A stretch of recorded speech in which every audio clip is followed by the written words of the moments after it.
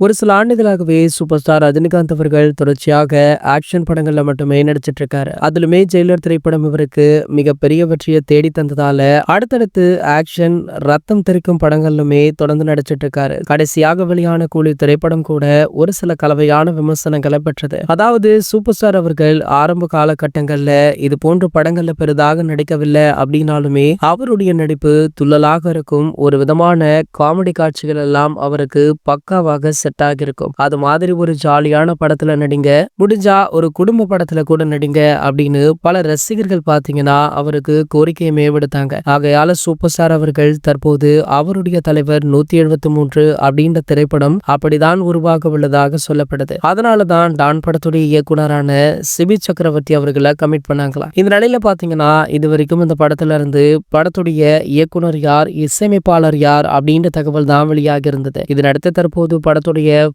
Poster வெளியாக உள்ளதாக ஒரு தகவல் கிடைச்சிருக்கு. இந்த போஸ்டர் வர பிப்ரவரி 14ஆம் தேதி ரிலீஸ் ஆக இருக்கா. இதற்கான அறிவிப்பு நாளை அல்லது நாளை மறுநாள் வெளியாகலாம் அப்படின்னு சொல்லப்படுது. ஆகையால தலைவர் 173 ஃபர்ஸ்ட் லுக் அப்படின்ற இந்த ஹேஷ்டாக் சோசியல் மீடியாக்கள்ல இந்திய அளவுல பல சாதனைகளை படைச்சிட்டு இருக்கு. இது போன்ற செய்திகளை பத்தி நீங்க உடனே தெரிஞ்சுக்க நம்மளுடைய சேனலை மறக்காம சப்ஸ்கிரைப் பண்ணிக்கோங்க.